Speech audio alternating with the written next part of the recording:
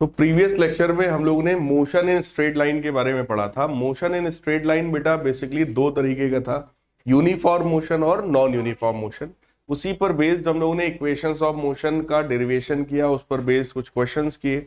आज कुछ और वैरायटी के क्वेश्चंस हम लोग के पास हैं जो यहाँ पर इस कॉन्सेप्ट में आपसे पूछे जाते हैं। ठीक है, क्वेश्चन हमसे ये कहा जा रहा है, a driver takes 0.2 second to apply brakes after he sees a need for it, this is called reaction time. शायद मैंने करवाया था आप लोग को, है ना?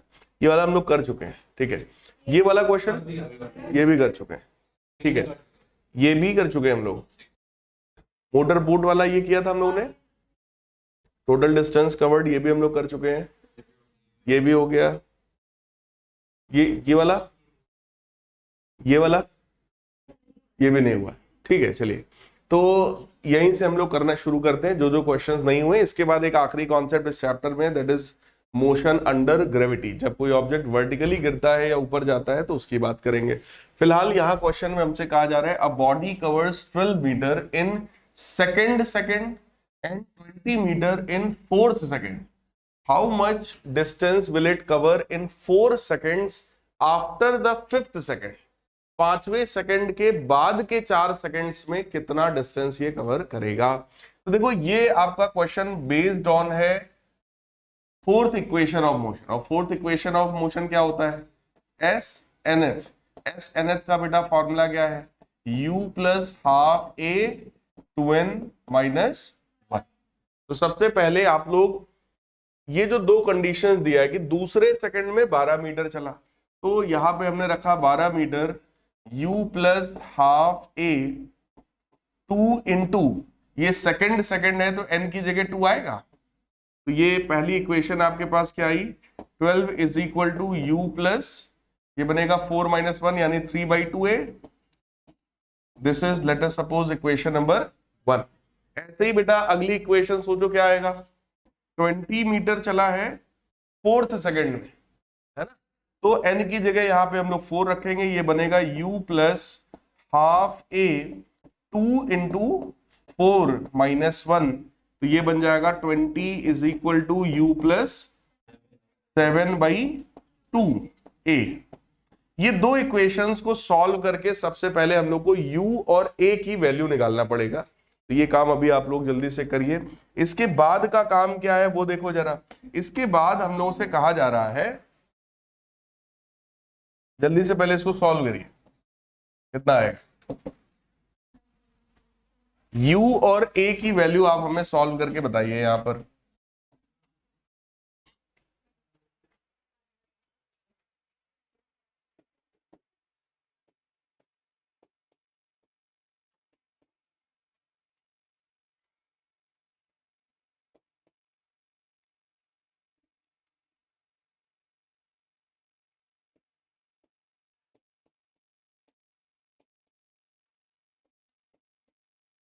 एक्सेलरेशन की वैल्यू बेटा चेक करो, क्या वो value 4 metre per second square आएगी? बताओ भाई।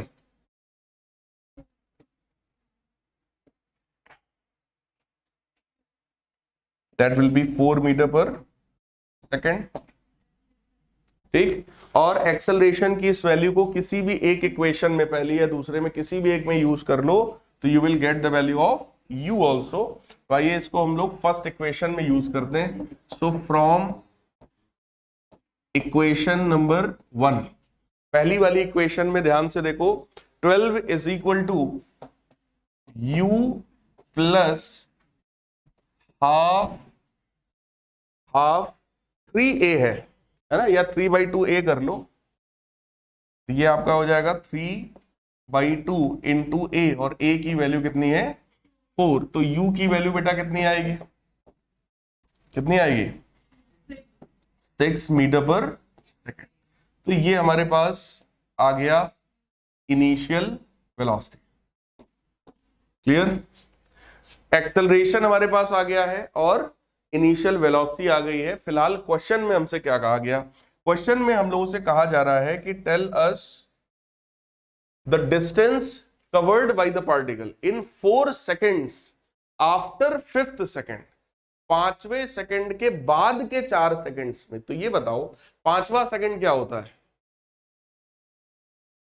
t बराबर 4 से t बराबर 5 के बीच का 1 सेकंड, यही तो होता है 5वां सेकंड। तो 5वें सेकंड के बाद में जो 4 सेकंड्स हैं, तो क्या टाइम t बराबर 9 तक हो जाएगा?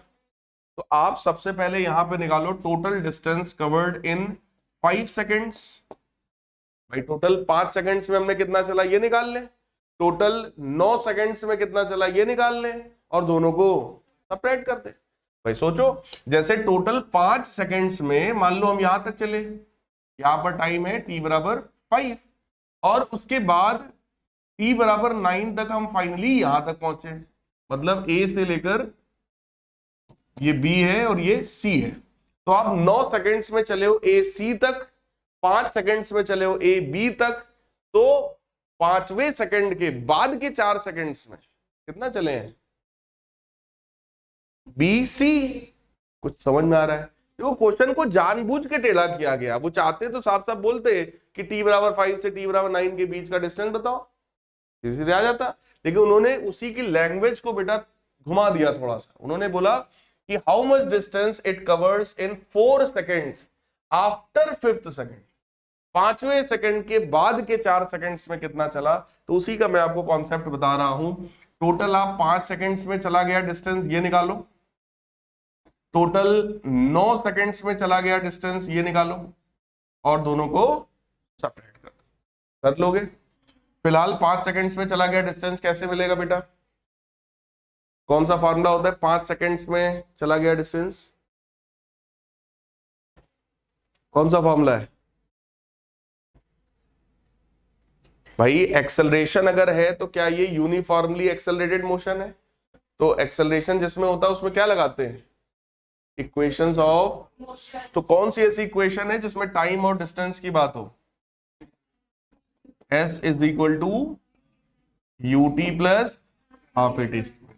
तो बेटा u कितना है 6, टाइम कितना है 5 प्लस हाफ, एक्सेलरेशन कितना है 4, और 5 का स्क्वायर आप करेंगे तो कितना आएगा 25।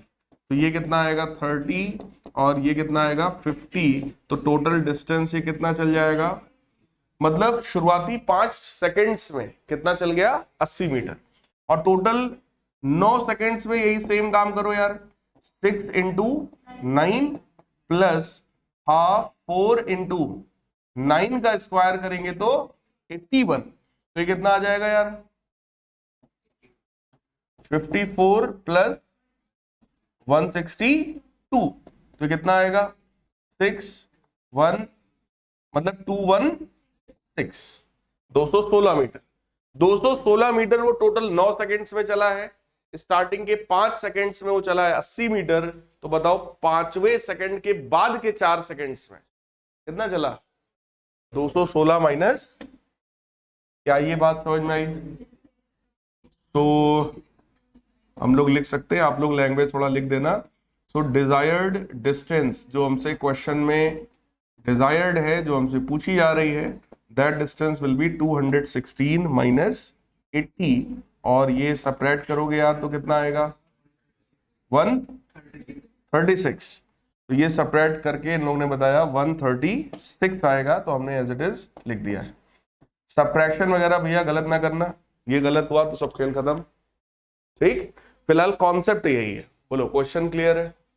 कोई डाउट हो पूछ लो फिर से भाई। ठीक, इस तरह के क्वेश्चंस भी आपसे पूछे जा सकते हैं, इनफैक्ट पूछे जाते हैं। अगला टाइप का क्वेश्चन देखो, कह रहे x y z be the distances described by the particle during pth qth and rth second respectively। अब ये वही फोर्थ इक्वेशन ऑफ मोशन जो है उसी पर बेस्ड क्वेश्चन है कि pth सेकंड में उसने x डिस्टेंस चला है, qth सेकंड में y डिस्टेंस, और rth सेकंड में z डिस्टेंस। तो सबसे पहले बेटा इक्वेशन बनाओ। इक्वेशन बताओ क्या आएगा? पहले वाले कंडीशन बताओ, x बराबर कितना आएगा? x बराबर u प्लस हाफ a 2, बोलो यार, ये pth सेकंड है भाई, हमने पढ़ाया आपको nth सेकंड का फॉर्मूला। ठीक, तो यहां pth बोला तो हमने p रख दिया। फिर y is equal to 2q minus 1 correct है, फिर z is equal to u plus, सही है। हमको बेटा प्रूफ करने को बोल रहे हैं q minus r x r minus p y p minus q z बराबर 0, ये प्रूफ करके लाना है। तो देखो प्रूविंग का क्वेश्चन है तो थोड़ा सा दिमाग से चलना पड़ेगा कि क्या दिया है तो हमें क्या करना है। हमको ये लाना है q माइनस आर। अब q माइनस आर तभी आ सकता है जब मैं इन दोनों इक्वेशंस को सब्ट्रैक्ट करूंगा, है ना। तो ये फर्स्ट इक्वेशन है, ये मान लो सेकंड इक्वेशन है, ये वाला मान लो थर्ड इक्वेशन है। अगर मैं एक एक करके इक्वेशंस को सब्ट्रैक्ट करूं तो ध्यान से देखिए, सबसे पहले मैं कर रहा हूं इक्वेशन p माइनस क्यू कहीं चाहिए, ये है देखो। तो पहले मैं इक्वेशन 1 माइनस इक्वेशन 2 कर रहा हूं, लाइन से करते हैं। p माइनस क्यू करेंगे तो कितना आएगा, x माइनस वाई बराबर u से u cancel, half a times इधर बनेगा 2p और इधर क्या बनेगा 2q। बोलो 1 से 1 भी भाई -1, और जब फिर से घटाओगे तो -1 प्लस कैंसिल, तो सिर्फ क्या बचा, ये हाफ भी चला जाएगा। देखो यार फिर क्या बनेगा, x minus y is equal to a times, पक्की बात है। यहां से p माइनस क्यू हम लोग निकाल लेंगे, है ना। तो यहां से we will find out the value of p minus q which will be x minus Y upon, let us suppose this is equation number, correct. वही सेम काम हम करेंगे इक्वेशन 2 माइनस इक्वेशन 3, बिल्कुल सेम तरीके से। इसमें आया है p माइनस क्यू, तो उसमें क्या आएगा, तो similarly q minus r is equal to a times, नहीं ये तो डिवीजन में था, यहां x माइनस वाई किया है तो अगले में क्या होगा y माइनस z, तो इसको हटा देते हैं, ये क्या आएगा y minus Z upon A.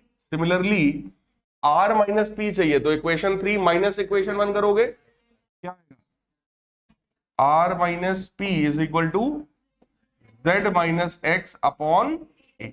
ये इक्वेशन बेटा 5 है और ये वाली इक्वेशन 6। तो फ्रॉम LHS ले लेते हैं, लेफ्ट हैंड साइड है q minus R times X, तो वैल्यूज रखते हैं। q माइनस आर की वैल्यू कितनी है भाई, y minus Z by A whole times X plus r minus P, तो r माइनस पी बेटा कितना है z minus X upon A times y plus p minus Q times z, और p minus Q क्या है, so x minus Y upon A whole times z।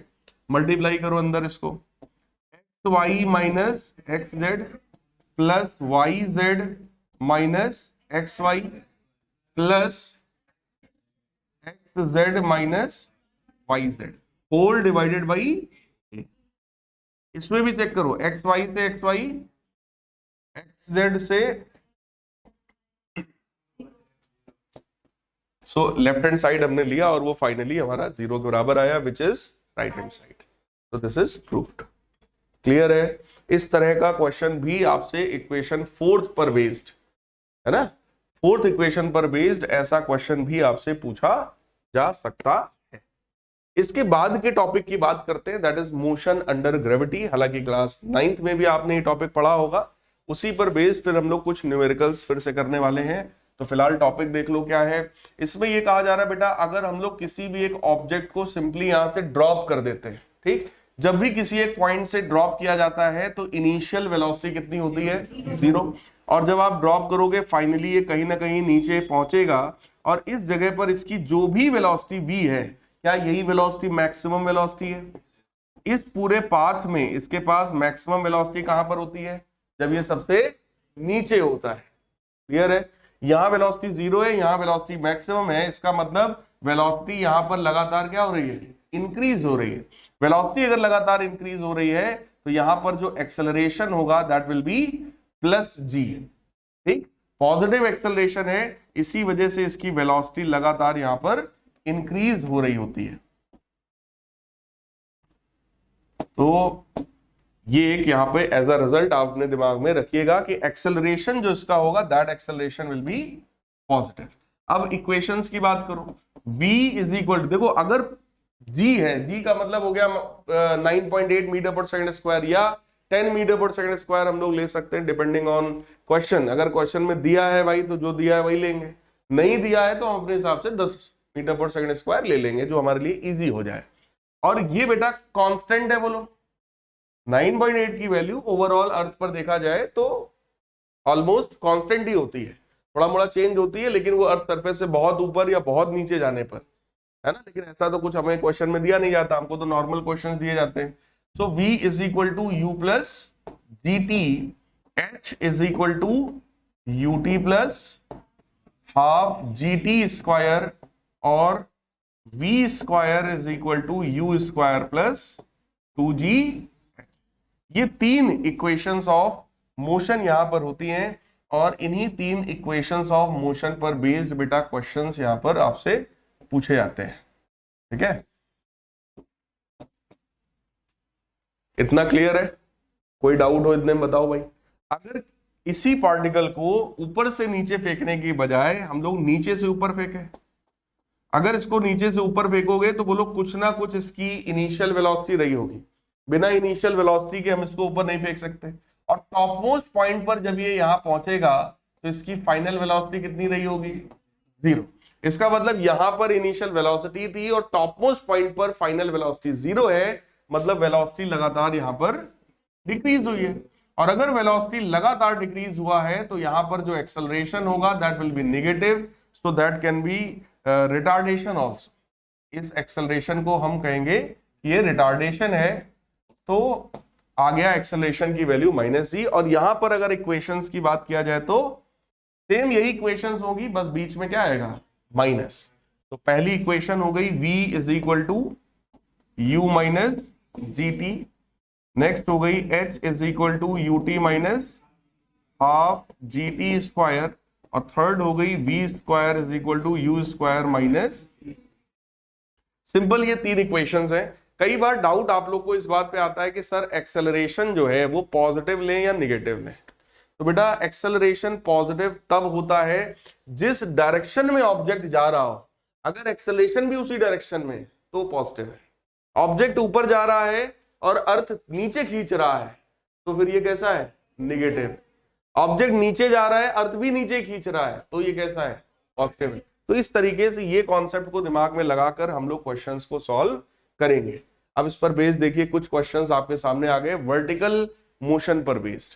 Question में हमसे कह रहे हैं a ball thrown vertically upward with a speed of 19.6 metre पर second from top of a tower returns to earth in 6 second, find the height of the tower. कह रहे हैं tower की हाइट बताइए। तो देखो क्वेश्चन में क्या है, पहले तो क्वेश्चन में एक इस तरीके का टावर है, ठीक है, एक इस तरीके की कोई समझ लो बिल्डिंग है और इस बिल्डिंग के टॉप पर कोई पर्सन होगा।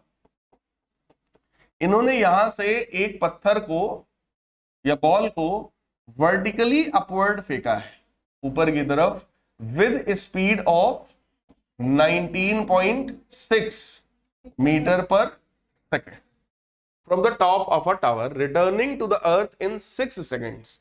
टोटल कितने समय में ये वापस आ गया नीचे?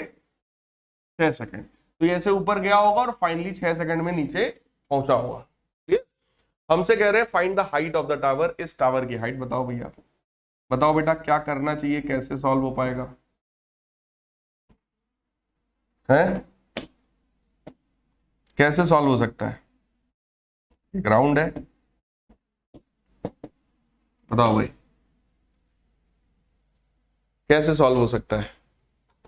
सिंपल है, यहां से ऊपर फेंका गया है 19.6 की स्पीड से, कह रहे हैं 6 सेकंड के बाद नीचे पहुंचा है, बताओ हाइट क्या है टावर की।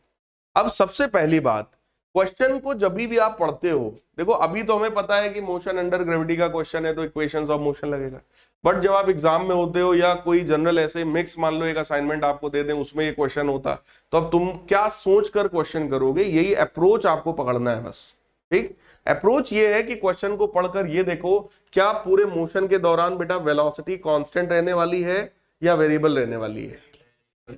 ऑब्वियस है वेरिएबल, क्योंकि वर्टिकल मोशन है भाई। ठीक, मतलब हम इक्वेशंस ऑफ मोशन अप्लाई करेंगे। अब आप बताओ, डिस्प्लेसमेंट गिवन है h, इनिशियल वेलोसिटी गिवन है, टाइम गिवन है, कौन सी ऐसी इक्वेशन है बेटा जो h, u और t को रिलेट करती है? सेकंड। भाई हाइट केवल सेकंड और थर्ड में आता है, लेकिन थर्ड में टाइम नहीं आता। इसका मतलब कहीं ना कहीं सेकंड इक्वेशन यहां पर अप्लाई होनी है, और सेकंड इक्वेशन होती है ना s is equal to u t plus half a t square. Clear? अब आप मुझे बताओ, यहां पर डिस्प्लेसमेंट कितना है क्वेश्चन में? भाई एस मतलब डिस्प्लेसमेंट ना, डिस्प्लेसमेंट यहां पर कितना है? देखो ऑब्जेक्ट को यहां से फेंका, फाइनली वो नीचे मिला, तो एच होगा या माइनस एच होगा? देखो यहां से फेंका तो इनिशियल पोजीशन ये, और फाइनली वो नीचे जाके गिरा, तो नीचे गिरा है या ऊपर गया है? तो डिस्प्लेसमेंट कैसा हुआ? भाई मैं यहां से किसी चीज को फेंकूं और वो नीचे गिरे जाके, तो डिस्प्लेसमेंट पॉजिटिव में हुआ नेगेटिव में? नेगेटिव में। कैसा हुआ? भाई यही तो होता है ना, नीचे के डायरेक्शन को हम कैसा दिखाते हैं? नेगेटिव, ऊपर की डायरेक्शन को। वैसे अगर आप लोग पॉजिटिव भी मान लेते हो तो कोई दिक्कत नहीं है यहां पर, अभी आंसर अपने आप बता देगा पॉजिटिव है नेगेटिव है क्या है। देखो चलो मैंने एच मान लिया, ठीक, एच मान लिया, कोई बात नहीं। माइनस एच भी आप लिख सकते हो, कोई प्रॉब्लम नहीं उसमें भी। माइनस एच बस ये शो करेगा कि हमको पहले से पता है कि नीचे गया है, भाई इसके रिस्पेक्ट में ऑब्जेक्ट गड्ढे में गया ना नीचे, तो माइनस एच हो गया, ठीक। अदरवाइज अगर आप एच भी मान रहे हो तो भी ठीक है, अभी आंसर अपने आप बताएगा कि ये पॉजिटिव है कि नेगेटिव है। फिलहाल यू की वैल्यू हमें पता है 19.6, टाइम कितना है बेटा? 6। एक्सेलरेशन के बारे में क्या ख्याल है, पॉजिटिव है नेगेटिव है? ऑब्जेक्ट जा रहा है ऊपर और अर्थ खींच रहा है नीचे, तो कैसा होगा? Negative. So that must be negative. Minus half G T square, G की वैल्यू को 9.8 ले लेते हैं, और टी स्क्वायर का मतलब हो गया 6 का होल स्क्वायर। 9.8 इसके चक्कर में ले लिया मैंने, है ना। अब 19.6 मल्टीप्लाइड बाई 6, तो भाई कैलकुलेटर का रिक्वायरमेंट आ जाएगा।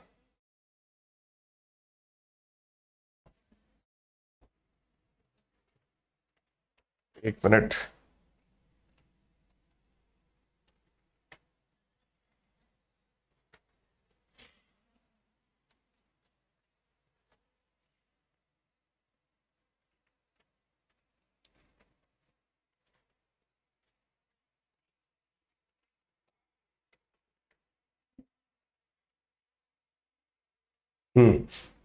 तो ये कैलकुलेटर का रिक्वायरमेंट है भाई, इससे हम लोग कैलकुलेट करते हैं। 19.6 मल्टीप्लाइड बाई 6, ये कितना आया बेटा? 117.6 माइनस वो बनेगा, देखो 6 का स्क्वायर 36, 36 बाई 2 करेंगे कितना आएगा? 18 मल्टीप्लाइड बाई 9.8, तो ये आ गया 176.4। तो 176.4 माइनस 117.6 सब्ट्रैक्ट करते हैं ना, और छोटे में से बड़ा घटा रहे हैं, तो वैल्यू कैसी आने वाली है? माइनस का 58.8। अब आप सोचो, हाइट अगर निगेटिव आ रही है हमारी, तो भैया निगेटिव हाइट का क्या मतलब है? हाइट के निगेटिव होने का बेटा क्या मतलब है? हाइट के निगेटिव आने का क्या लॉजिक है? आप पर्टिकुलर मतलब जिस जगह से आपने शुरू किया है उसके रिस्पेक्ट में फाइनली ऑब्जेक्ट कहां है? नीचे। बात समझ में आई? ये हमें शो कर रहा है। अगर मैं पहले से निगेटिव ले लेता तो ये पॉजिटिव हो जाता। पहले से निगेटिव लेने का मतलब हमें पहले ही पता था नीचे जाएगा, और ऑब्वियस है यार नीचे ही आएगा ना, तो साफ साफ बोले ही जा रहा है, यहां से फेंक रहे हैं रिटर्न्स टू अर्थ लिखा हुआ है तो नीचे ही पहुंचेगा। क्लियर? तो हाइट की वैल्यू कितनी आ गई? -58.8 मीटर। तो आप इसमें लिख सकते हो height can not be negative, तो height of the tower is 58.8 metre. Clear है? आगे बढ़ा जाए, अगला क्वेश्चन देखो भाई। नेक्स्ट क्वेश्चन है, ball is thrown vertically upwards with a velocity of 20 metre per second from the top of a multi storeyed building. फिर से कुछ सेम टाइप का क्वेश्चन लग रहा है। कह रहे हैं कोई एक बिल्डिंग है, उस बिल्डिंग के टॉप से, तो ये एक बिल्डिंग हम लोग बनाते हैं, इस बिल्डिंग के टॉप से एक बॉल को वर्टिकली अपवर्ड फेंका गया है यहां से 20 मीटर पर सेकेंड की स्पीड से from the top of a multi-story building. The height of the point from where the ball is thrown is 25 meter from the ground. फिर से पढ़ना है भाई. A ball is thrown vertically upwards with a velocity of 20 meter per second from the top of building. Building के top से हमने फेंका है.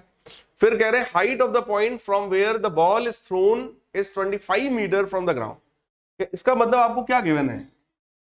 बिल्डिंग की बस डायरेक्टली नहीं गिवन है, दुनिया भर की कहानी लिखी है कि हाइट ऑफ द पॉइंट और ये वो अल्टीमेटली यहीं से फेंक रहे हैं ना. पहली लाइन में बोल रहे हैं कि टॉप से फेंक रहे हैं और दूसरी लाइन में घुमा फिरा के उसको बोला कि उसकी हाइट है 25 मीटर.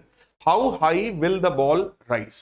कह रहे हैं बॉल बेटा मैक्सिमम कितना राइज करे. तो यहां कहीं तक राइज करेगा फिर नीचे जाएगा. तो आपको यही बताना है कि मैक्सिमम कितना राइज करेगा. बोलो कैसे होगा? मैक्सिमम राइज वाले पॉइंट पर वेलोसिटी कितनी होगी? 0. तो वहां पर कौन सी इक्वेशन लगाए बेटा? v0 है, ठीक. u हमें पता है, एक्सेलरेशन बोलो पता है जी, और टाइम हमें नहीं हाइट हमें निकालना है. Third equation of motion. So we will apply here third equation which is v square is equal to u square minus 2gh. Clear है? माइनस क्यों लगाया मैंने? फेंक रहे हैं ऊपर और अर्थ खींच रहा है. तो v0 हो गया, u है बेटा 20, तो 20 का स्क्वायर हो जाएगा यहाँ पे, माइनस 2 इंटू जी की वैल्यू 10 ले लेते हैं और h हमें पता है कितना है भाई? 25. ये इससे तो कुछ खास फायदा ही नहीं हुआ. क्या निकालना था? How high? अरे नहीं, ये गड़बड़ कर दिया. Yes, h. बोलो भाई. 20 का स्क्वायर इनिशियल स्पीड है, माइनस 2gh. तो h की वैल्यू कितनी आएगी यहां से? कितनी आएगी भाई? 400 अपॉन 20, यानी कि 20 मीटर. और ये 20 मीटर कहां से है ना? तो बॉल, आप इसमें साफ साफ लिखोगे ball will rise 20 metre from the top of the building, या फिर ball will rise 45 metre from ground से लिख रहे हो तो 45 मीटर, बिल्डिंग के टॉप से लिख रहे हो तो. क्लियर है? नेक्स्ट पार्ट में कह रहे हैं how long will it be before the ball hits the ground. कह रहे हैं कि जब ये बॉल ऊपर जाएगी फिर नीचे आएगी, कितना समय इसको लग जाएगा? हाउ लॉन्ग, लॉन्ग मतलब टाइम, कितना समय इसको लग जाएगा. तो टाइम बताओ कैसे आएगा?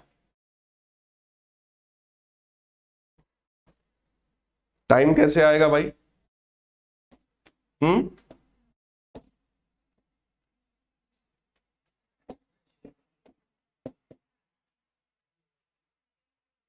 कैसे आएगा?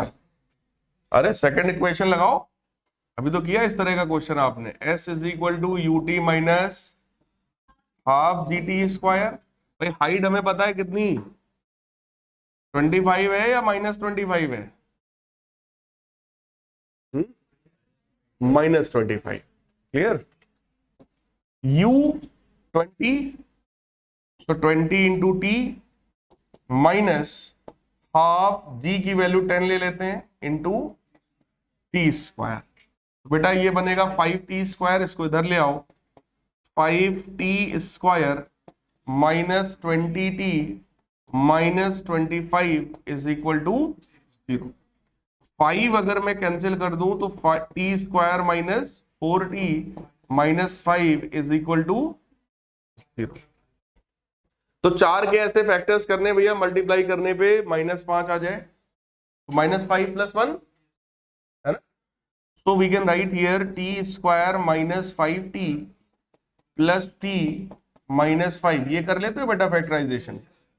t कॉमन कर लीजिए, t माइनस 5 प्लस 1 कॉमन करो, t minus 5 is equal to 0. तो t plus 1 t minus 5 is equal to 0. तो टाइम की दो वैल्यूज आई, या तो टाइम -1 सेकेंड होगा, या तो टाइम, बोलो टाइम कभी भी निगेटिव नहीं हो सकता. तो ये तो हो नहीं सकता. इसका मतलब बिल्डिंग की हाइट से निकाल रहे हैं, लेकिन लोग तो ऊपर से निकाल रहे हैं 45 मीटर से, 45 मीटर से कितना टाइम? नहीं नहीं, हमसे कह रहे हैं how long will it be before the ball hits the ground. यहां से बॉल फेंक दिया, कितने समय के बाद वो ग्राउंड पर वापस पहुंचेगी, ये हमारा क्वेश्चन। ठीक, या तो तुम दो पार्ट में करो जो तुम सोच रहे हो। आपका सोचना ये है कि सर यहां से नीचे आ रही है, तो या तो तुम ये वाला टाइम अलग निकालो, ये वाला अलग निकालो और दोनों जोड़ो, या तो तुम ऐसे करो डायरेक्ट जो हम लोग कर रहे हैं। अभी मैं क्रॉस चेक करके आपको दिखा रहा। टाइम की वैल्यू कितनी आई, 5 सेकेंड्स। मतलब ओवरऑल अर्थ पर आने से पहले बॉल टोटल कितना टाइम थी एयर में, 5 सेकेंड। क्लियर। अब इनका मेथड देखो क्या है, इन्होंने सोचा कि सर ऊपर जाने वाला टाइम अलग निकालो, नीचे आने वाला टाइम अलग निकालो। ठीक, तो सबसे पहले जब ये ऊपर पहुंचा होगा तो मैं यहां पे फर्स्ट इक्वेशन लगा रहा हूं, v is equal to u minus d t, लगा सकते हैं। Final velocity top most point पर बोलो 0 रहा होगा, इनिशियल कितना है 20 माइनस 10 टी, तो बोलो ऊपर तक पहुंचने में कितना समय लगा, 2 सेकेंड इसको ऊपर पहुंचने में लगा। अब ऊपर टॉप मोस्ट वाले पॉइंट पर बोलो इनिशियल स्पीड कितनी होगी, 0। वहां से नीचे आएगा और कितना नीचे आना है, 45 मीटर। तो बोलो 45 is equal to u t plus half a t square. U कितना है 0, तो that will be half, a को मैं लिख रहा हूं 10 इंटू टी स्क्वायर। यहां से आप टाइम देखो कितना आने वाला है, ये बनेगा 90/10 यानी कि 9। तो टी की वैल्यू कितनी आई आप चेक कर लो, 2 सेकेंड ऊपर जाने में और 3 सेकेंड, तो टोटल टाइम कितना लगा, 5 सेकेंड। क्लियर है। ये भी एक तरीका है और ये डायरेक्ट मेथड, इससे आपको 2 पार्ट्स में क्वेश्चन को नहीं करना पड़ेगा, आप एक ही पार्ट में कर जाओगे। कोई डाउट हो भैया बताओ उसमें। अब इसके आगे की बात करते हैं। नेक्स्ट पार्ट क्या है हमारा, देखो trace the trajectory of this ball. कह रहे हैं इस बॉल का ट्रेजेक्ट्री बताइए। ट्रेजेक्ट्री सिंपल है, क्या होगा, ऊपर जाएगा नीचे आएगा, तो ट्रेजेक्ट्री क्या है इसका, straight line. It will B simple straight line. कोई डाउट हो तो बताइए। दिस इक्वेशन या ये जो पाथ है इसका, that path will be simple straight line. ये तो पता ही है ना, मोशन अंडर ग्रेविटी तो ऑलवेज स्ट्रेट लाइन में ही होगा। ठीक, वैसे पाथ का हमेशा मतलब होता है पार्टिकल के एक्स कोऑर्डिनेट और पार्टिकल के वाई कोऑर्डिनेट के बीच का रिलेशन उसके एक्स कोऑर्डिनेट और वाई कोऑर्डिनेट के बीच का रिलेशन। तो सोचो बेटा, यहां पे एक्स कोऑर्डिनेट तो चेंज ही नहीं हो रहा, पार्टिकल सिर्फ ऊपर जाता है नीचे आता है, तो चेंज क्या हो रहा है, वाई कोऑर्डिनेट। क्या एक्स में कोई चेंज आ रहा है, एक्स में चेंज तब आता है जब ये आगे भी बढ़ता, लेकिन आगे तो बढ़ नहीं रहा। इसका मतलब एक्स में कोई चेंज नहीं है, केवल वाई में चेंज है, तो वो पाथ कैसा होगा, स्ट्रेट लाइन पाथ होगा। Is it clear. आगे बढ़े, अगला क्वेश्चन देखो। कह रहे अ ball throne up is caught by the thrower after 4 seconds. एक बॉल को किसी ने ऐसे फेंका और 4 सेकंड के बाद कैच कर लिया वापस, तो ऊपर जाने में कितना टाइम लगा, 2 सेकंड, और नीचे आने में कितना लगा, टोटल कितना लगा। How high did it go, कितना हाई ऊपर तक गया। With what velocity was it thrown, किस वेलोसिटी से फेंका गया था। How far was it below the highest point 3 second after it was thrown, फेंके जाने के 3 सेकंड के बाद वो कहां पर है। 3 क्वेश्चंस हमसे छोटे से इसमें पूछ दिए गए। अब देखो यार जरा, बॉल को अगर उसने यहां से मान लो फेंका है, ठीक, यहां से फेंका और यहीं पर वापस कैच कर लिया, कितने टाइम के बाद, 4 सेकंड के बाद, तो 2 सेकंड लगा ऊपर जाने में और 2 सेकंड लगा वापस नीचे आने में। सही है। हाउ हाई डिड इट गो, आपको हाइट बतानी है। हाइट कैसे बताओ, निकालेंगे सेकंड इक्वेशन क्या होती है भाई, s is equal to u t plus, क्या हमको इनिशियल स्पीड पता है, फिर फंस गए। इनिशियल स्पीड हमें पता है क्या, नहीं पता है। अब क्या करें, पहले इनिशियल स्पीड निकालो। उसके लिए क्या करें, first equation that is v is equal to बोलो final velocity top most point पर कितनी होगी? इनिशियल हमें पता नहीं, एक्सेलरेशन हमें पता है बस 10, है ना? टाइम कितना लगा? कितना लगा भाई? टॉप मोस्ट यहां की मैं बात कर रहा हूं, जब आप पार्टिकल को फेंकोगे और टॉप मोस्ट पॉइंट पर पहुंचेगा तो टाइम कितना है वहां पर? 2 सेकंड ही तो बीते हैं अभी, अब तो नीचे आना बाकी है। तो इनिशियल स्पीड बेटा कितनी हुई? 20 मीटर पर। कोई डाउट हो तो बताओ। 20 मीटर पर सेकेंड इनिशियल स्पीड हो गई, क्लियर? और उसको अगर आप यहां यूज करो, अब पूरा ही मूव कर गया। हाँ रहने दो भाई। S is equal to U हमें पता है बेटा 20 मल्टीप्लाइड बाई, आपसे कह रहे हैं ना हाउ हाई डिड इट गो, मतलब हाइट निकालनी है ना। हाइट कितने सेकंड में मिल जाएगी? 2 में या 4 में? हाइट 2 में ही मिल जाएगी, यानी कि टाइम कितना है? 2 UT minus half G into T square, यानी टी का स्क्वायर मतलब 2 का स्क्वायर। तो बेटा कितना आएगा ये?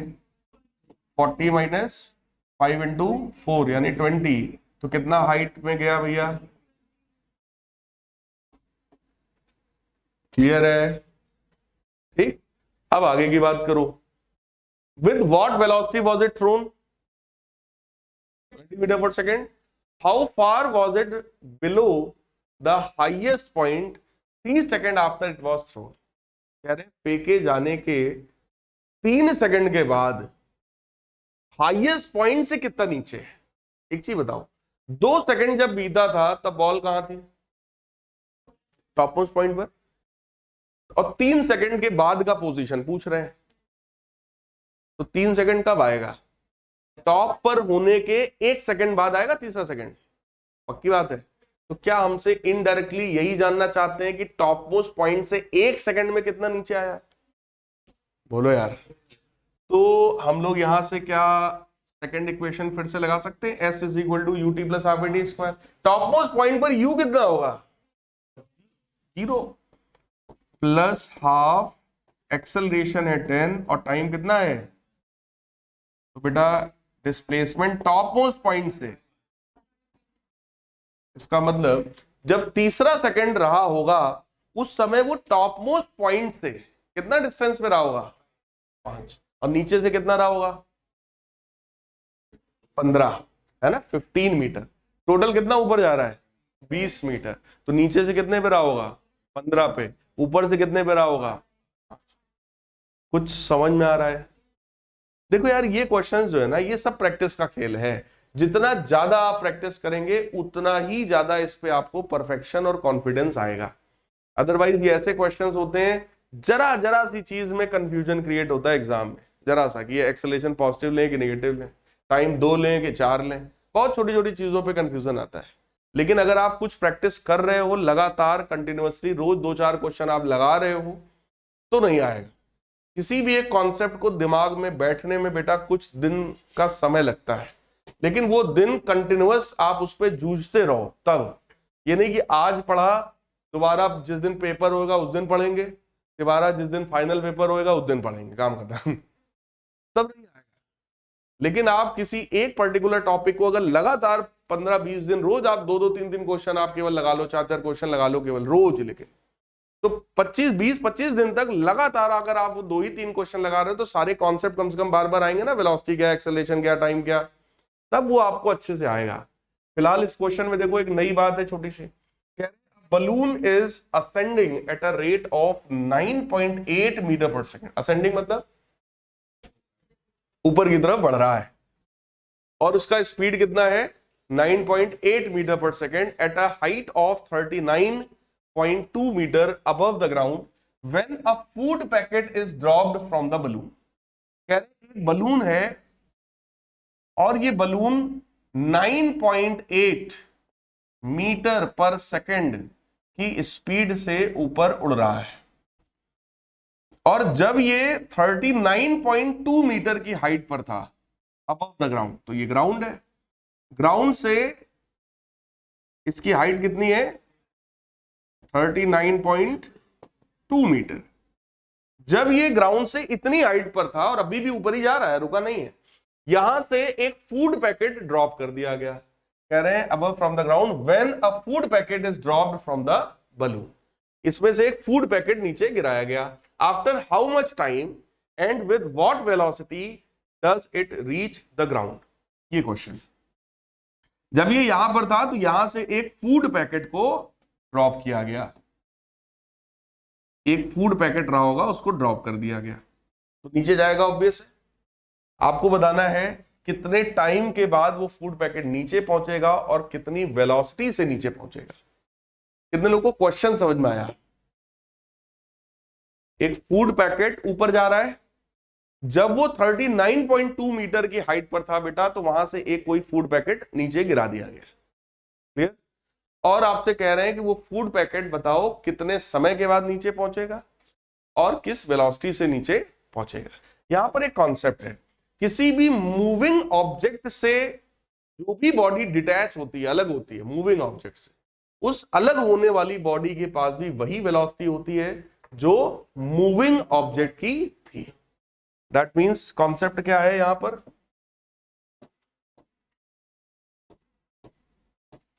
कॉन्सेप्ट क्या है भाई?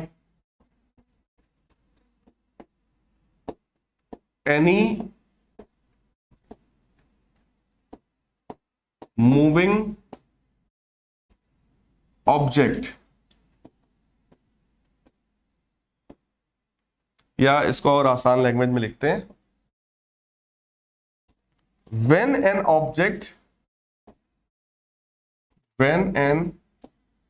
object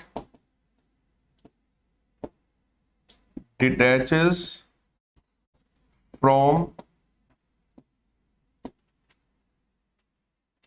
any moving object,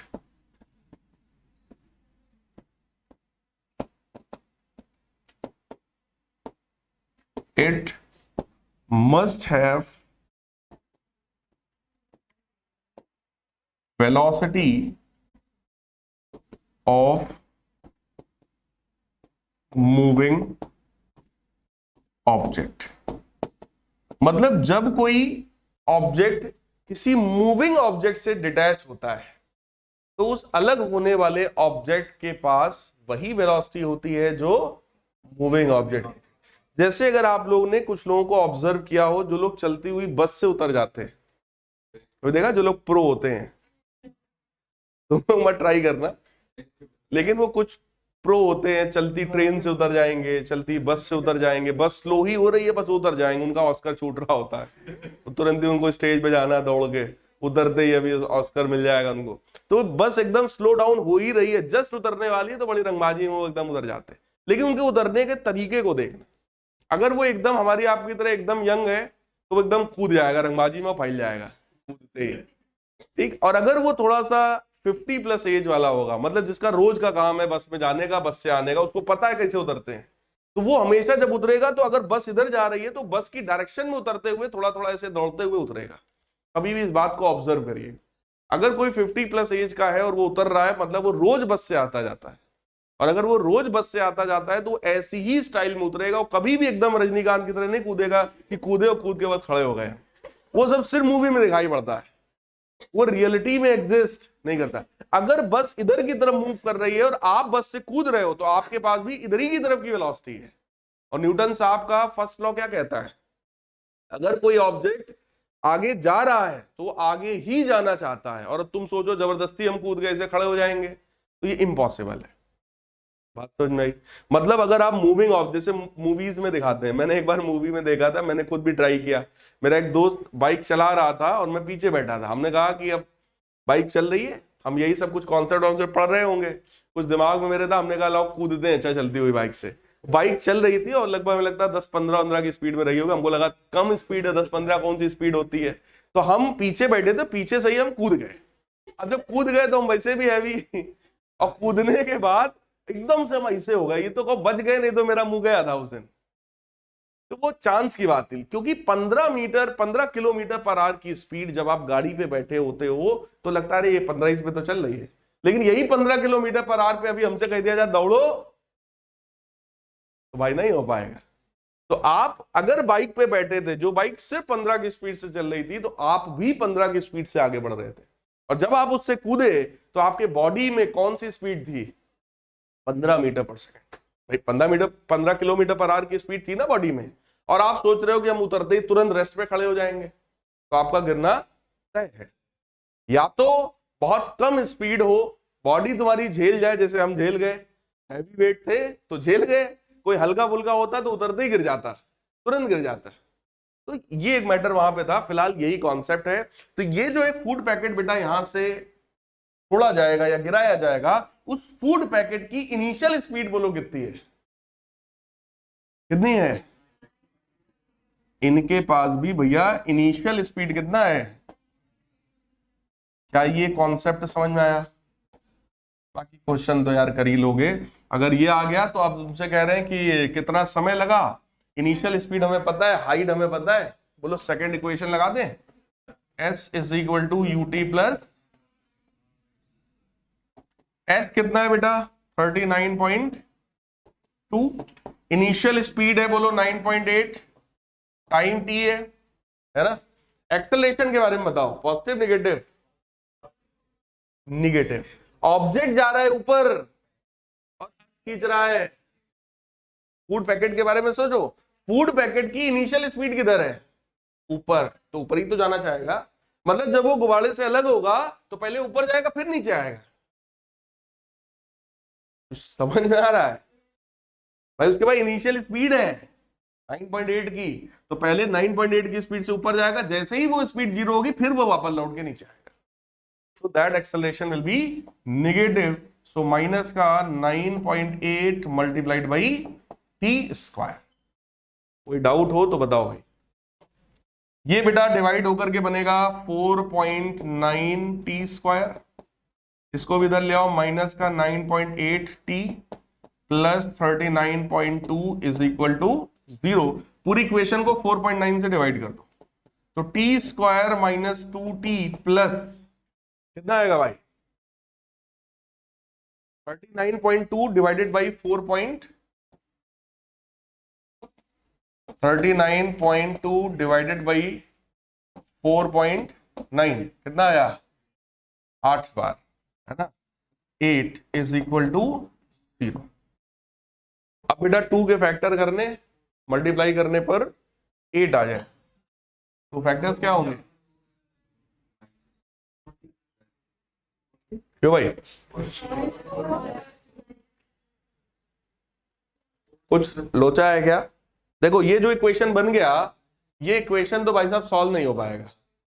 ये इक्वेशन सॉल्व, क्योंकि 2 का ऐसा कोई फैक्टर नहीं है जिसको ऐड करने पर -2 आए और मल्टीप्लाई करने पे +8 आ जाए। अगर आप 4 और 2 सोच रहे हो तो -8 आएगा भाई। -4 + 2 अगर करोगे तो -8 आएगा ना, लेकिन यहां तो +8 है। देखो कोई भी क्वाड्रेटिक इक्वेशन में डिस्क्रिमिनेंट निकालना आता है, वो d b square minus 4ac, उसको देख के पता चल जाता है कि वो सॉल्व नहीं होगा, क्योंकि यहाँ का d लेस देन 0 है। बोलो यार, b square minus 4ac less than 0 है यहाँ पर, मतलब कुछ लोचा हुआ है यहाँ पे। क्या लोचा हुआ है बताओ? क्या माइनस? क्या माइनस भाई? ये माइनस कि आप यहां से फेंक रहे हो और फाइनली वो कहां पहुंचेगा, तो डिस्प्लेसमेंट कैसा है? ये आज का तीसरा क्वेश्चन है जिसमें मैं डिस्प्लेसमेंट की बात कर रहा हूं, निगेटिव डिस्प्लेसमेंट की। तो यहां पे डिस्प्लेसमेंट ये वाला कैसा है? समझ में आ रहा है कि नहीं आ रहा है? जरा सी गलती हटी, मतलब नजर हटी, बस दुर्घटना घटी, तुरंत गलत हो जाएगा। ध्यान रखिएगा, ये हो गया बेटा प्लस, तो ये बन गया 39। ये इधर आया, अच्छा माइनस का था, ये माइनस का 39, तब हो जाएगा बोलो, है ना। तो ये माइनस का क्या बनेगा? 8 इज इक्वल टू 0। अब हो जाएगा बोलो, clear. So it will be t square minus 4t plus 2t minus 8 is equal to 0। t common कर लो बेटा, तो t माइनस 4 प्लस 2 कॉमन कर लो, t minus 4 is equal to 0। तो t plus 2 t minus 4 is equal to 0। तो time की value कितनी आ गई? -2 बोलो, हो नहीं सकता। ठीक, तो कितने सेकंड के बाद वो पैकेट अर्थ पे पहुंचेगा भाई? 4 सेकंड के बाद। और उसकी वेलोसिटी क्या होगी बेटा? फाइनल वेलोसिटी क्या होगी? v बराबर u माइनस dt। बोलो u कितना है? 9 पॉइंट, माइनस एक्सेलरेशन है 9.8 और टाइम कितना है? 4। तो 9.8 माइनस 9.8 तो कितना आएगा भाई? 9.8 मल्टीप्लाइड बाई 3। बोलो कितना आएगा ये? माइनस का 29। अबे घटाना भी तो है। 9.8 माइनस 9.8 इंटू 4 है भाई। ये 4 है, जब इसको कॉमन लोगे 9.8 ब्रैकेट में 1 माइनस 4 तो -3 आएगा। तो ये ओवरऑल वैल्यू कैसी आई? बोलो यार, एक बार गलती होगी यार, हर बार थोड़ी होगी। तो वेलोसिटी की वैल्यू कितनी आएगी? -29.4। और ये बताओ निगेटिव मतलब क्या है? निगेटिव क्यों आया? ये शो कर रहा है कि वेलोसिटी किस तरफ की है? डाउनवर्ड्स की है। क्या ये बात क्लियर है?